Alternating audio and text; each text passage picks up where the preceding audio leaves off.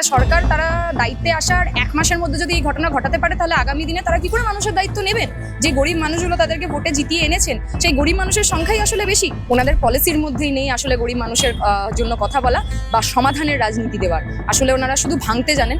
আমরা গড়তে জানি বলে আমরা মানুষের জন্য লড়াই করছি, আমরা লাল ঝান্ডা নিয়ে লড়াই করছি, আমরা পুনর্বাসনের দাবি করছি, আমরা ক্ষতিপূরণের দাবি করছি। তৃণমূলের 80টা এমএলএ আছে, কিন্তু তারপরেও তাদেরকে সাধারণ মানুষের জন্য, গরিব মানুষের জন্য কোথাও আমরা লড়াই করতে দেখছি না। তৃণমূলের যারা সুপ্রিমো বলে বলা হতো, তাদেরকে রাস্তাঘাটে দেখা যাচ্ছে না, যাকে দেখতে পাওয়া যাচ্ছে তাকে মানুষ ডিম ছুটছে। তৃণমূল কি করলো, কি এজেন্ডায় রাস্তায় নামলো, সেটা নিয়ে আমাদের খুব একটা জানা মাথা ঘামানোর দরকার নেই।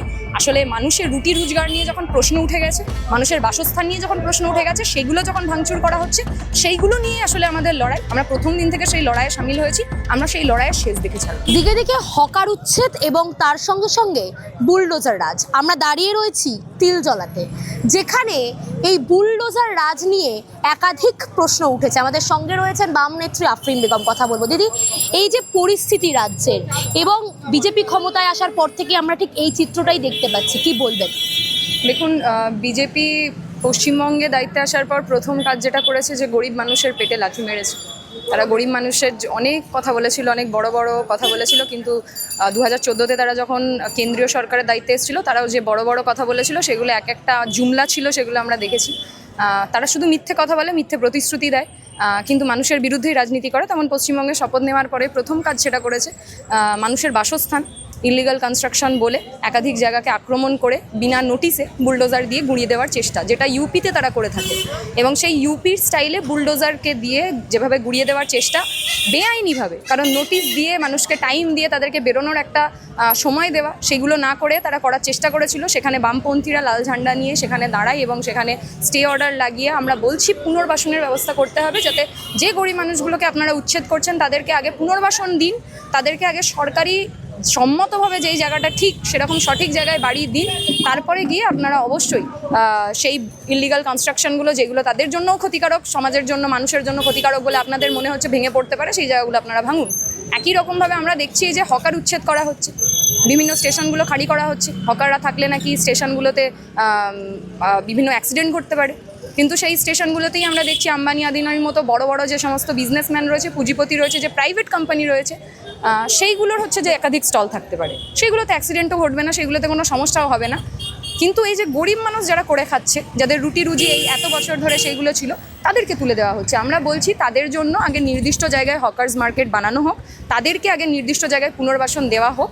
এবং আপনারা বড়লোক হকারদেরকে যদি স্টেশনে জায়গা দিতে পারেন, তাহলে গরিব মানুষকে কেন জায়গা দিতে পারবেন না? আপনারা তো গরিব মানুষের ভোটেই তো রাজনীতি করে এত বড় জায়গায় পৌঁছেছেন, আপনারা সরকার করেছেন, তাহলে সেই গরিব মানুষের জন্য কেন আপনারা ভাববেন না?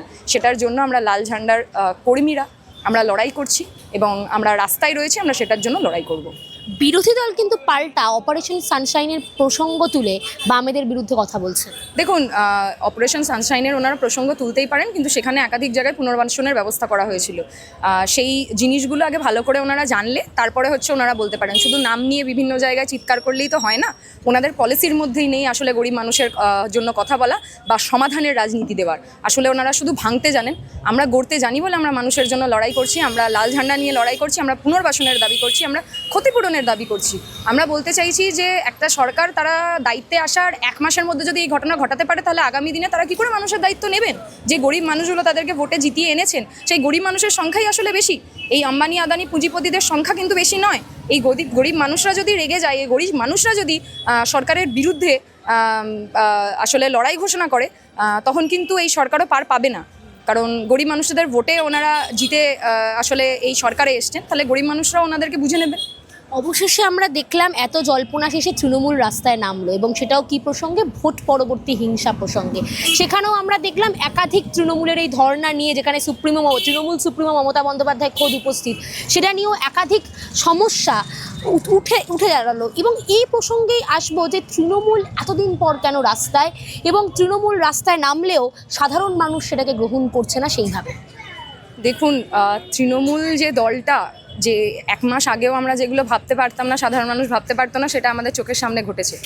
আমরা গত 15 বছর ধরে আমরা তো এই রাজ্যে আমরা দায়িত্বে নেই, কিন্তু লাল ঝান্ডার কর্মী হিসেবে আমরা সবসময় রয়েছি। লাল ঝান্ডার কর্মী হিসেবে আমরা একাধিক জায়গায় আমরা রাস্তায় নেমেছি, আমরা 15 বছর ধরে টিকে রয়েছি, আমরা এখনও লড়াই করছি। তৃণমূলের 80টা এমএলএ আছে, কিন্তু তারপরেও তাদেরকে সাধারণ মানুষের জন্য, গরিব মানুষের জন্য কোথাও আমরা লড়াই করতে দেখছি না। এবং তারা সরকার থেকে চলে যাওয়ার পরেই তাদের দলের মধ্যেই বিভিন্ন জায়গায় ভাঙন ধরেছে, বিরোধী দল নেতাদের সাথে তারা যোগাযোগ রাখছে, এবং তৃণমূলের যারা সুপ্রিমো বলে বলা হতো তাদেরকে রাস্তাঘাটে দেখা যাচ্ছে না, যাকে দেখতে পাওয়া যাচ্ছে তাকে মানুষ ডিম ছুড়ছে। আমরা এই সমস্ত বাজে কথায় যেতে চাই না। আমরা বলতে চাই যে তৃণমূল 15 বছর ধরে বিজেপির বিরুদ্ধে লড়াই করতে পারেনি। এই বিজেপিকে তিল তিল করে বাড়তে দিয়েছে আমাদের পশ্চিমবঙ্গে। বিজেপির প্রত্যেকটা যে এজেন্ডা, সেই প্রত্যেকটা এজেন্ডাকে চ্যাম্পিয়ন করেছে হচ্ছে যে তৃণমূল। আমরা সেটার জন্যই বলতে চাইছি যে সেগুলোর বিরুদ্ধেই আমরা লড়াই করতে চাই। আমরা বর্তমানে বামপন্থীরা সরাসরি বিজেপির বিরুদ্ধে লড়াই করছি। তাহলে তৃণমূল কী করলো, কী এজেন্ডায় রাস্তায় নামলো, সেটা নিয়ে আমাদের খুব একটা জানা মাথা ঘামানোর দরকার নেই। আসলে মানুষের রুটি রোজগার নিয়ে যখন প্রশ্ন উঠে গেছে, মানুষের বাসস্থান নিয়ে যখন প্রশ্ন উঠে গেছে, সেগুলো যখন ভাঙচুর করা হচ্ছে, সেইগুলো নিয়ে আসলে আমাদের লড়াই। আমরা প্রথম দিন থেকে সেই লড়াইয়ে সামিল হয়েছি। আমরা সেই লড়াইয়ের শেষ দেখে ছাড়ব। অন্নপূর্ণা ভাণ্ডার থেকে শুরু করে একাধিক প্রকল্প যা বিজেপি প্রতিশ্রুতি দিয়েছিল, কিন্তু এই সমস্ত প্রকল্প বাস্তবায়ন করার মাঝখানে দেখা গেল এই যে যুবকদের জন্য যে প্রকল্পের ঘোষণা, সেগুলো কিন্তু এখনও চাপা পড়েই আছে। এবং বিভিন্ন ধরনের আরও সাহায্য, যেমন আমি যদি কথা বলি যে বাসে মহিলাদের ফ্রি করে দেওয়া, সরকারি বাসে, তার সঙ্গে সঙ্গে থেকে শুরু করে এখনও পর্যন্ত কিন্তু মহিলা ক্ষমতায়ন বা তার সঙ্গে যুবদের ক্ষমতায়ন নিয়ে কিন্তু এখনও কোনো প্রসঙ্গ বিজেপি তোলেনি। দেখুন, আমি এটাই প্রশ্ন করতে চাই যে বাসে মহিলা যাত্রীদের ভাড়া ফ্রি করে দিয়ে কি মহিলা ক্ষমতায়ন সম্ভব? আমি মনে করি না। বাসে অবশ্যই মহিলাদের জন্য ফ্রি করে দেওয়া হয়েছে। আজকে 2রা জুন তো, আপনি একটু দেখুন, আমার সাথে চলুন যে আমি এখান থেকে একটা জায়গায় যাব, এখান থেকে কটা সরকারি বাস ঠিক অ্যাভেলেবেল যেটাতে উঠলে আমাকে ভাড়া দিতে হবে না। সরকারি বাসটা আসলে রয়েছে কি গণপরিবহনের জন্য, মানুষদের পরিবহনের জন্য কি সরকারি বাসটা বা সরকারি যে কোনো জিনিস রয়েছে? সেই পরিবহন ব্যবস্থায় করে আমি গেলে আমার ফ্রি হবে। এবং একাধিক জায়গায় এই অভিযোগও তো আমরা করতে দেখছি যে সরকারি বাসে যখন কোনো মহিলা উঠছে তাকে নামিয়ে দেওয়া হচ্ছে, তাকে বলা হচ্ছে ভাড়া দিয়ে যেতে হলে যাবে, না হলে যাবে না। তাহলে ঠিক কীরকম ব্যবস্থা করেছেন এই সরকার, সেটা আমরা এখনও বুঝতে পারলাম না। শুধু মুখে বলে দিলে যে এই প্রতিশ্রুতিগুলো রক্ষা করা যায় না, সেটার জন্য একটা প্রপার প্ল্যানিং প্রয়োজন, সেটাও আমরা দেখতে পাচ্ছি। তারা মুখে বলে দিয়ে খাল্লাস হয়ে যাচ্ছে। অন্নপূর্ণা ভাণ্ডারের যে 12 পাতার ফর্ম ফিল আপ করতে দিয়েছে, সেখানে এমন ইনফরমেশন চাওয়া হচ্ছে যে ইনফরমেশনগুলো বহু সাধারণ গরিব মানুষের জন্য দেওয়া অসম্ভব হয়ে যায় প্রায়। এবং সেই ইনফরমেশনগুলো দিতে গেলে তাদেরকে হিমশিম খেতে হচ্ছে। বহু জায়গায় তাদের কাছে সেই ইনফরমেশনগুলো নেই, এবং সেই জায়গা থেকে দাঁড়িয়ে সেই ইনফরমেশনগুলো যারা দিতে পারবে না, তাহলে তারা অন্নপূর্ণা ভাণ্ডারটা পাবে না, আমরা ধরে নিচ্ছি। তাহলে আমরা সেই অন্নপূর্ণা ভাণ্ডারটা তারা পাবে না। আমরা বলতে চাইছি যে গরিব মানুষের জন্য যে অন্নপূর্ণা ভাণ্ডার দেওয়ার কথা ছিল, সেই গরিব মানুষগুলো তাহলে সেটা পাবে না। তাহলে অন্নপূর্ণা ভাণ্ডারটা 1000 থেকে 1500 থেকে 3000 হলো না 5000 হলো, সেটাকেও দেখতে পাবে না। আমরা বলতে চাইছি যে গরিব মানুষের জন্য আসলে যে নীতিগুলো আনা প্রয়োজন, সেই নীতিগুলো যদি ওনারা বিধানসভায় আনতেন, মানুষের কাজের কাজ হতো। সেইগুলো কোথাওই করা হচ্ছে না। যুবদের ক্ষমতায়নের ক্ষেত্রে ওনারা কী করবেন আমরা জানি না।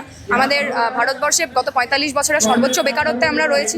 আমাদের কাজ নেই, আমাদের ন্যায্য মজুরি নেই, সেই সমস্ত কিছু নিয়ে ওনাদের কোনো বক্তব্য নেই। ওনারা শুধু একাধিক জায়গায় ধর্মের নামে রাজনীতি করছেন। একই সাথে আমরা ওনাদেরকে দেখতে পাচ্ছি যে সাধারণ মানুষের রুটি রোজগারের ওপর আঘাত করছেন। অন্ততপক্ষে যে যুবকরা বিভিন্ন জায়গায় কাজ করে খাচ্ছিলেন, তাদের মাথার ছাদটা ভেঙে দিচ্ছেন, তাদের দোকানগুলো ভেঙে দিচ্ছেন। ফলে সেই সরকারের বিরুদ্ধে অবশ্যই মানুষ প্রতিরোধ গড়ে তুলবে। আজ মমতা বন্দ্যোপাধ্যায় বললেন যে যদি আমি বেঁচে থাকি তাহলে বিজেপিকে এই যে ক্ষমতা থেকে সরাবো।